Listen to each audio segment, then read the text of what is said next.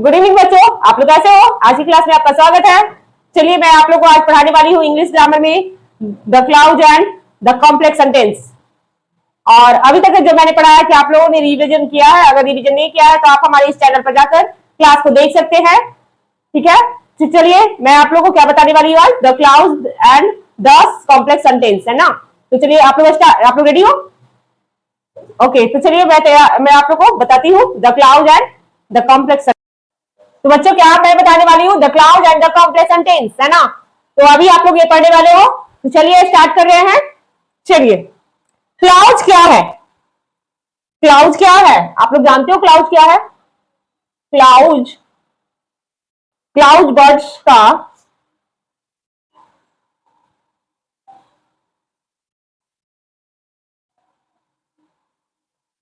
Cloud शब्दों का cloud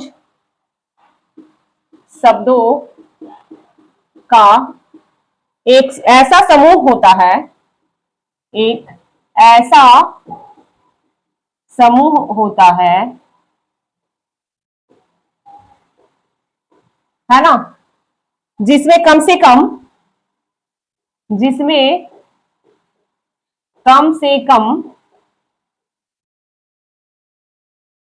एक सब्जेक्ट होता है, एक सब्जेक्ट होता है जिसको हम लोग क्या कहते हैं, कर्ता, और एक ऑब्जेक्ट होता है, सॉरी एक एक वर्ब होता है।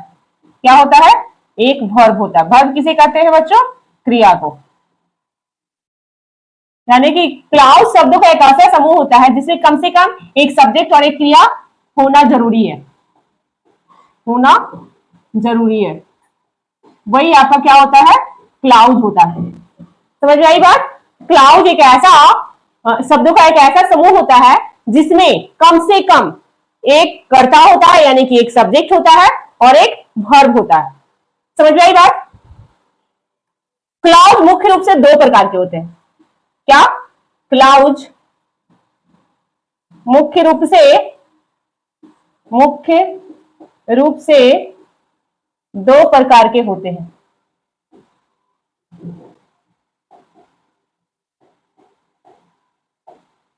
ओके, सबसे पहला होता है इंडिपेंडेंट क्लाउड। क्या? जिसको स्वतंत्र यानी स्वतंत्र उपवाक कहते हैं। सबसे पहला है इंडिपेंडेंट क्लाउड, जिसको स्वतंत्र उपवाक्य कहते हैं। क्लाउड मतलब क्या होता है बच्चों? तो उपवाक्य होता है ना। एक है इंडिपेंडेंट क्लाउड। ओके, यह अपना पूरा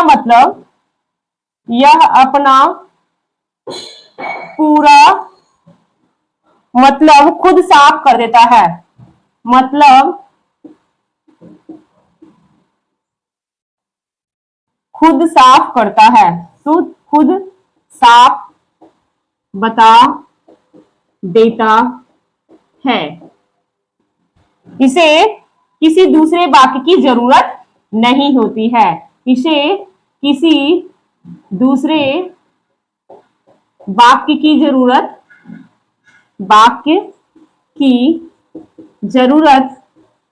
नहीं होती है, नहीं होती है ना बच्चों।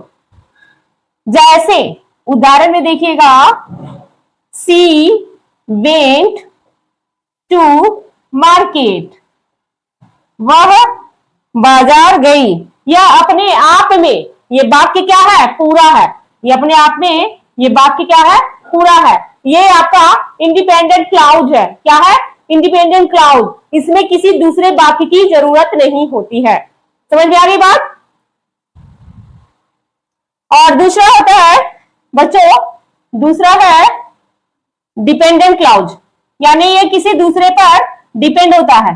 डिपेंडेंट क्लाउड यानी आश्रित उपवाक्य। क्या? आश्रित उपवाक्य। क्या है ये? आश्रित उपवाक्य। तो ये अकेले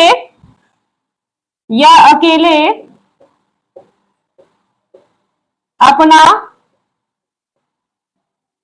पूरा मतलब नहीं समझा सकता। पूरा मतलब नहीं समझा सकता, नहीं समझा सकता है। इसका अर्थ पूरा करने के लिए, इसका अर्थ पूरा करने के लिए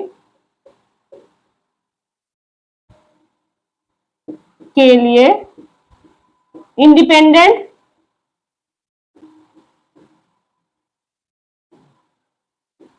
क्लाउज की जरूरत पड़ती है, क्लाउज की जरूरत पड़ती है।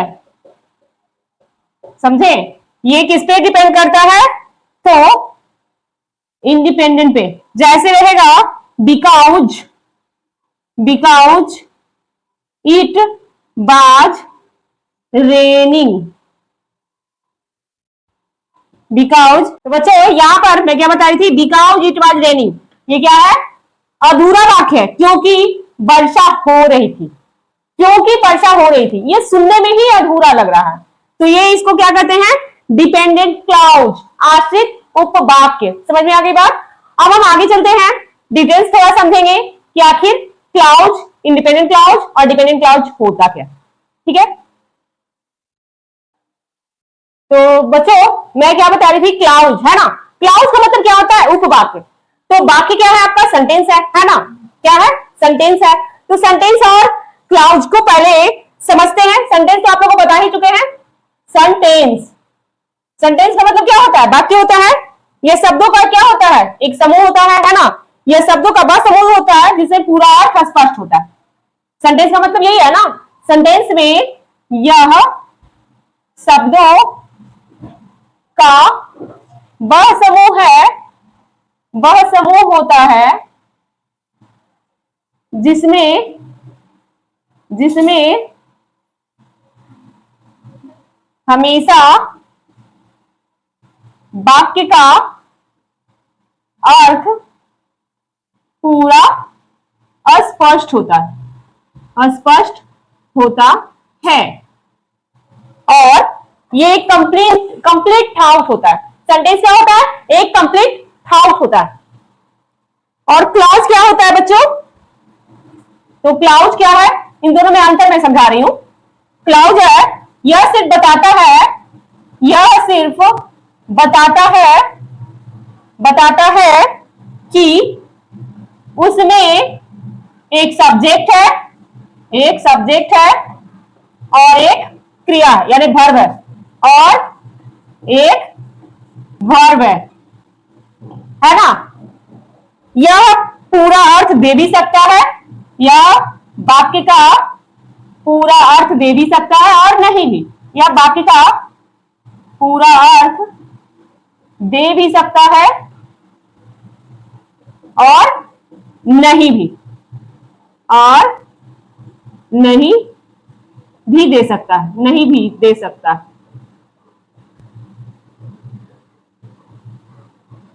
दे सकता है। ओके,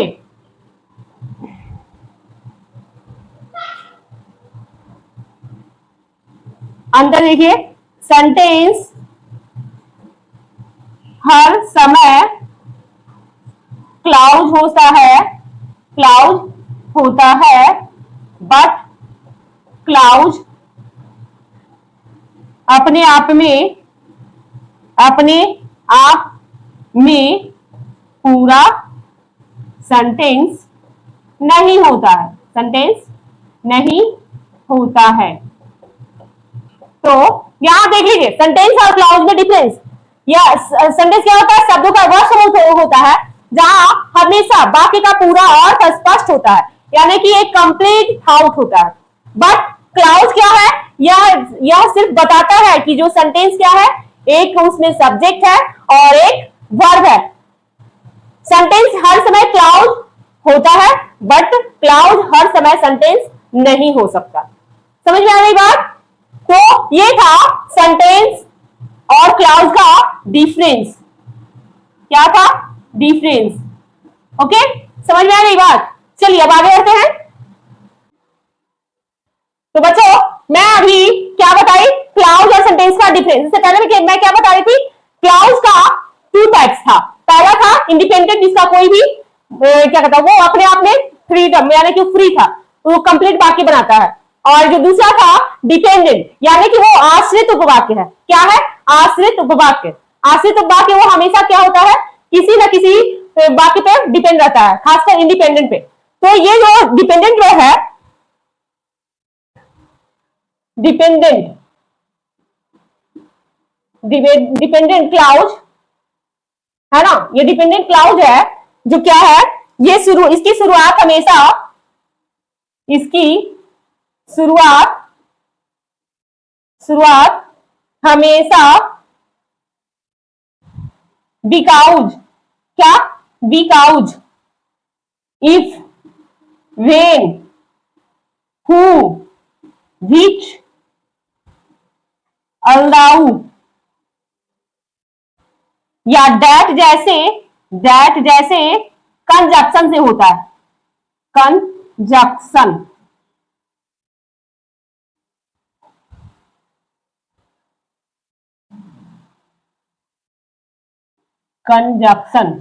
कंजक्शन से ही होता है। ये जब ये वाक्य की शुरुआत हमेशा इन्हीं वर्ड से स्टार्ट होता है। जैसे उसमें क्या बताई थी, बिकॉज इट वाज रेनिंग, है ना, उसी तरह से कुछ और भी अगर रहे,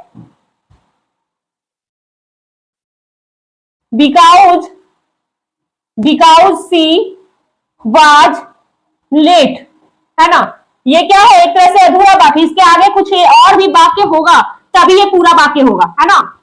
तो ये डिपेंडेंट का ही है।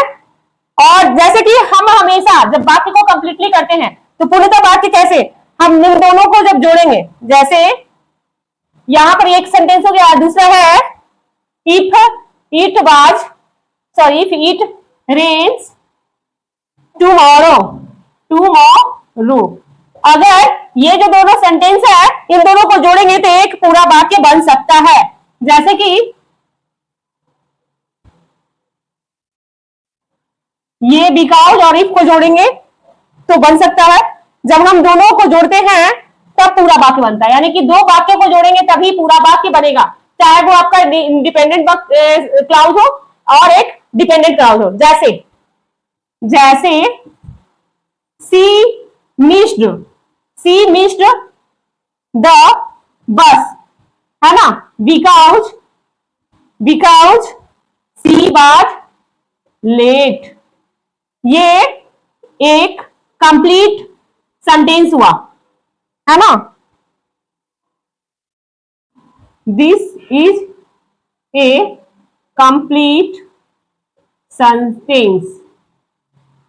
समझ में आई बात? ये जो वाक्य है वो क्या है, एक कंप्लीट सेंटेंस है। अब बच्चों मैं आपको बताने जा रही हूं डिपेंडेंट क्लाउज को कितने भागों में बांटा गया है। तो डिपेंडेंट क्लाउज को 3 भागों में बांटा गया है। कितने भागों में बांटा गया है? 3 भागों में बांटा गया है।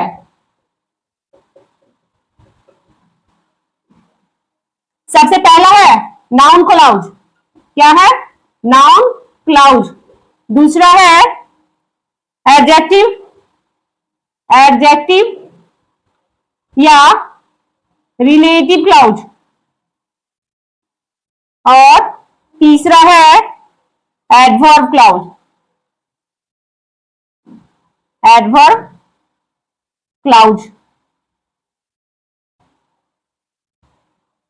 समझ आई बात? डिपेंडेंट क्लाउज को 3 भागों में बांटा गया है। पहला नाउन क्लाउज, दूसरा एडजेक्टिव या रिलेटिव क्लाउज और तीसरा एडवर्ब क्लाउज। तो ये है डिपेंडेंट का 3 पार्ट्स। समझ में आ गई बात? इंडिपेंडेंट का कोई पार्ट नहीं है, जो भी है आपका डिपेंडेंट क्लाउज का। तो चलिए मैं आपको नाउन क्लाउज, एडजेक्टिव क्लाउज और एडवर्ब क्लाउज के बारे में बताती हूँ। तो बच्चों अभी मैं आप लोग को क्या बता रही हूँ, नाउन क्लाउज। क्या बता रही हूँ? Noun clause. नाउन क्लाउज मतलब संज्ञा उपवाक। ये आपका किसका पार्ट है? तो डिपेंडेंट क्लाउज का, है ना। चलिए तो इसको देखते हैं। यह वाक्य में एक संज्ञा की तरह काम करता है। यह वाक्य में एक नाउन की तरह काम करता है। नाउन की तरह काम करता है। काम करता है। यह आमतौर पर वाक्य की मुख्य क्रिया, वाक्य की मुख्य क्रिया यानी वर्ब, मुख्य क्रिया से व्हाट, क्या, व्हाट का प्रश्न पूछने पर उत्तर के रूप में मिलता है। यह अक्सर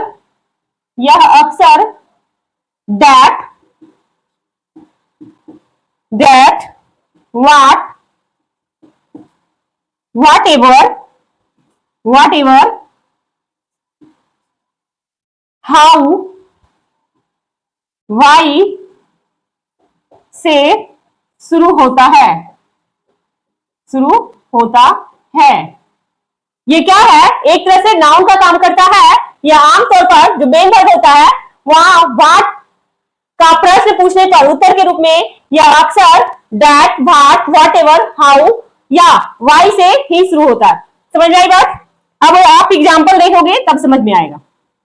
एग्जाम्पल है आई नो व्हाट, क्या, I know that you are a good person, है ना। मैं जानता हूं कि तुम एक अच्छे आदमी हो या अच्छे व्यक्ति हो, है ना। सवाल क्या है यहां पर, क्वेश्चन क्या है बच्चों, सवाल पूछे मैं क्या जानता हूं, सवाल तो यही है ना।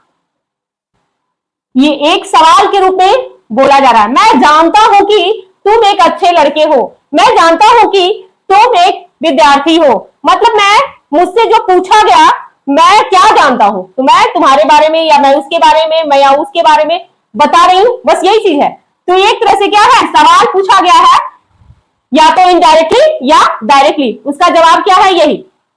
कोई किसी के बारे में क्या जानता है, अगर कोई मुझसे पूछा है तो मैं यही, जैसे कभी बाय द वे कभी कभी ऐसा होता है कि आप ग्रुप में बैठे हुए हो और डायरेक्टली इस बात का जिक्र हो तो वो आपसे सवाल नहीं पूछा, लेकिन उस सवाल के रूप में इसका जवाब जरूर निकलता है। मैं जानता हूं कि तुम ये सोच रहे थे, ये होता है। तो यहाँ पर जो मैं जानता हूं है ना, यहाँ पर मैं जानता हूं कि, तो ये जो वाक्य है दैट, ये क्या है, दैट क्या एक तरह से सवाल के रूप में यहाँ पर पूछा जा रहा है ना। यही बोल रहा है कि यह अक्सर दैट, व्हाट, व्हाटएवर, हाउ या भाई के रूप में शुरू होता है। समझ में आई बात? तो इसका जवाब क्या था बच्चों, जवाब था नाउन क्लाउज। ये नाउन क्लाउज यहां पर बन के आया कि तुम एक अच्छे इंसान हो, है ना। सवाल पूछा गया था मैं क्या जानता हूं, तो जवाब नाउन क्लाउज के रूप में क्या आया कि तुम एक अच्छे इंसान हो। समझ में आ गई बात? चलिए अब है दूसरा एडजेक्टिव क्लाउज। दूसरा है एडजेक्टिव या रिलेटिव क्लाउज, है ना। तो ये वाक्य में इसका हिंदी क्या है, विशेषण उपवाक्य। क्या है, विशेषण उपवाक्य। यह वाक्य में किसी नाउन या प्रोनाउन की, वाक्य में किसी नाउन या प्रोनाउन की विशेषता ही बताएगा। क्या बताएगा, विशेषता बताता है, ठीक एक एडजेक्टिव की तरह, एक एडजेक्टिव की तरह। यह हमेशा उस शब्द के बाद आता है, शब्द के तुरंत बाद आता है जिसकी यह विशेषता बताता है, जिसकी यह विशेषता बताता है। ठीक है, यह वाक्य में किसी भी नाउन या प्रोनाउन की क्या बताता है, विशेषता बताता है। ठीक उस एक एडजेक्टिव की तरह यह हमेशा उस शब्द के तुरंत बाद आता है जिसकी यह विशेषता बताता है। तो चलिए अभी और आगे बता रही हूं, यहां तक आप लोग नोट डाउन कर लीजिए। तो बच्चों क्या बता रहे थे, एडजेक्टिव ए क्लाउड। अब जैसे कि यहां पर यह, हु, विच, दैट, हुज, हुम से शुरू होता है। वाक्य जब भी क्या होता है तो इससे शुरू होगा। ठीक है, ध्यान दीजिएगा। अब जैसे एग्जाम्पल देख लीजिएगा, the man who is standing there is a doctor. क्या है, वह आदमी जो वहां खड़ा है वो क्या है, एक डॉक्टर है। वो आदमी जो वहां खड़ा है वो एक डॉक्टर है। तो यहां पर एक्सप्लेन मैं कर देती हूं। यहां हु इज स्टैंडिंग, यही है ना, हु इज स्टैंडिंग देयर।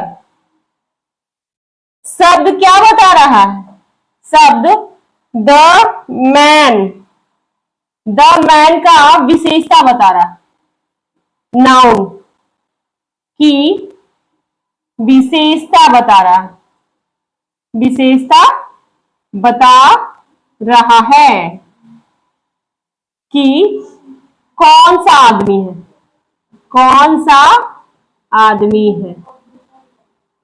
है ना। यहां पर जो हु इज स्टैंडिंग देयर है वो किसकी विशेषता बता रहा है, तो द मैन का, जो कि एक नाउन है, वहां किसकी विशेषता बता रहा है कि वो कौन सा आदमी है, तो वो क्या है, एक डॉक्टर है ना। The man who is standing there is a doctor. The boy who is playing there is a player. इस तरह से बोल सकते हैं, है ना। क्या मैं बोली, a boy who is standing there is a player. एक लड़का, क्या यहां पर हो जाएगा, एक लड़का जो खड़ा है वो एक खिलाड़ी है। या ए बॉय हु इज प्लेइंग, एक लड़का जो खेल रहा है, देयर इज ए प्लेयर, है ना। तो यहां पर आप इस तरह से वाक्य को बना सकते हैं और समझने के बाद आपको पता चल जाएगा कि आपका एडजेक्टिव क्लॉज कौन सा है, समझ में आ गई बात, या रिलेटिव क्लॉज कौन सा है। अब है तीसरा, क्या, एडवर्ब क्लॉज। एडवर्ब क्लॉज जिसको हम लोग कहते हैं क्रिया विशेषण उपवाक्य, क्रिया विशेषण उपवाक्य। ओके, तो ये बच्चों यहां पर आपका क्या लिखिएगा कि आप वाक्य में या किसी वाक्य में किसी वर्ब या एडजेक्टिव या दूसरे एडवर्ब का क्या करता है, विशेषता बताता है। एडवर्ब की विशेषता बताता है ना, विशेषता बताता है। यह हमें समय, कारण या किसी कंडीशन यानी शर्त या स्थान के बारे में जानकारी देता है। यह व्हेन because if thou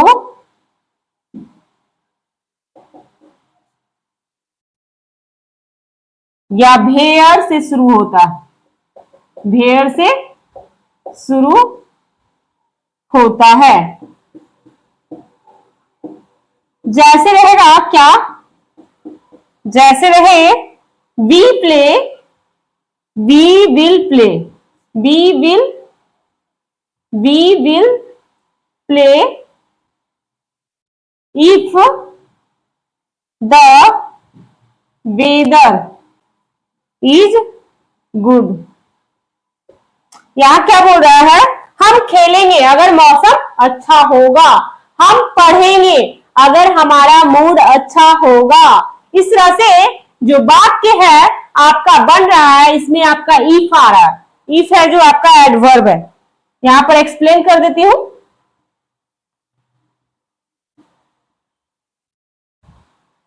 यहां जो इफ है, if the weather is good, यानी कि ये प्ले जो की वर्ब है ना, कि शर्त को कंडीशन, यानी ये कंडीशन बता रहा है, कंडीशन बता रहा है। यहां पर if the weather is good, अगर मौसम अच्छा होगा तो हम लोग खेलेंगे। तो यहां एक कंडीशन है क्या, अगर मौसम अच्छा होगा, if the weather is good. तो समझ में आ गई बात। तो ये आपका क्या हो गया, एडवर्ब क्लाउज। तो आपको सिर्फ आपको सेंटेंस समझना है, उसकी नॉलेज होनी चाहिए, है ना। तो आपको पता चल जाएगा कि नाउन क्लॉज कौन सा है, एडवर्ब क्लॉज कौन सा है और एडजेक्टिव क्लॉज कौन सा है। तो बच्चों क्लॉज आज यही समाप्त होता है। और मैं आपको इसके बारे में एक छोटा सा चार्ट बता देती हूं जो आपको बेसिक नॉलेज के लिए हो जाएगा, ठीक है। तो बच्चों यहां पर क्लाउज हिंदी में पहचान और वाक्य में काम, जो आपका जो काम है वो एग्जाम्पल के थ्रू आपको समझाया जा रहा है। जैसे कि इंडिपेंडेंट क्लाउज रहेगा, क्या रहेगा, इंडिपेंडेंट क्लाउज, उसका मेन वर्ब पूरा अर्थ देना होता है, यानी कि कंप्लीट थाउट, है ना, कंप्लीट थाउट। और यहां जैसे रहे I am reading a book, ये हो गया है कंप्लीट थाउट। दूसरा है नाउन क्लाउज, क्या है बच्चों, नाउन क्लाउज। इसका काम क्या है, नाउन, इसका मेन है हिंदी में पहचान क्या, नाउन। इसका क्या होता है, क्वेश्चंस का आंसर देना। जैसे he said that, जैसे he said that he was tired, क्या होगा, he was tired, ये नाउन क्लाउज है। फिर है एडजेक्टिव क्लाउज, क्या है बच्चों, एडजेक्टिव क्लाउज। एडजेक्टिव क्लाउज का काम क्या है, एडजेक्टिव का रूप होता है ना, विशेषण। और यहां ये कैसे का विशेषता बताता है, तो नाउन का एडजेक्टिव बताता है। और यहां क्वेश्चन क्या रहेगा, द पेन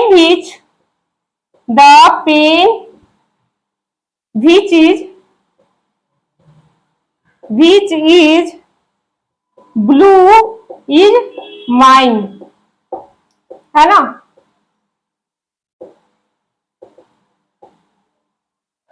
पेन जो ब्लू है वो क्या है, मेरा है। फिर है adjective, adverb, adverb, adverb clause, इसका काम क्या है? एडवर्ब ही बताना है ना। एडवर्ब ये समय, कारण, स्थान या शर्त बताना। क्या? I will call you when I reach home. ये क्या बता रहा है? एडवर्ब बता रहा है। यहां पर आपको वाक्य में काम क्या है? तो समय बताना, कारण बताना, स्थान बताना या किसी कंडीशन को बताना। तो जैसे I will call you when I reach home, मैं जब तुम्हें कॉल करूंगा जब मैं घर पहुंच जाऊंगा तब, मैं जब घर पहुंच जाऊंगा तब तुम्हें कॉल करूंगा, ये है ना। तो यहाँ पर कोई कंडीशन बताना या कोई समय जानकारी देना या किसी तरह का कारण बताना या कोई स्थान बताना, तो ये आपका एडवर्ब हो जाता है। एडजेक्टिव, जिसमें नाउन की एडजेक्टिव बताई जाती है, जैसे कि the pen which is blue is mine, वो पेन जो ब्लू है वो मेरा है ना। नाउन, तो क्वेश्चन का आंसर देना होता है, जैसे he said that he was tired, उसने कहा कि वह थका हुआ था। उसने क्या कहा? क्वेश्चन ये है, तो क्या कहा? वह थका हुआ था। तो क्वेश्चन एंड आंसर ये आपको क्वेश्चन का आंसर देता है। और जो आपका इंडिपेंडेंट क्लाउज है वो आपका कंप्लीट थॉट होता है, जैसे I am reading a book, I am playing cricket या आई स्लीप, इस तरह से जो भी पूर्णतः वो कंप्लीट थॉट होता है। ठीक है, तो ये एक समरी हो गया, जिसको आप लोग संक्षिप्त तालिका कहते हैं चार्ट के रूप में।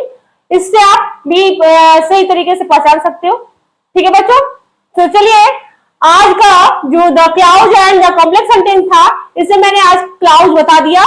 मैं नेक्स्ट वीडियो में द कॉम्प्लेक्स सेंटेंस बताऊंगी। ठीक है, तो आज की क्लास यही समाप्त होती है। हम मिलते हैं नेक्स्ट वीडियो में, और हमारे इस यूट्यूब चैनल पे आप मुझे लाइक कीजिएगा, सब्सक्राइब कीजिएगा, साथ साथ में ज्यादा से ज्यादा शेयर कीजिएगा। अगर कहीं कोई हमारी इस वीडियो में प्रॉब्लम हो या कोई कुछ आप लोग को सजेस्ट करना हो तो आप हमें कमेंट कर सकते हैं, या कुछ पूछना हो तो आप हमें कमेंट कर सकते हैं बच्चों। तो चलिए आज की क्लास को मैं यही समाप्त करती हूँ। हम मिलते हैं नेक्स्ट वीडियो में। Thank you.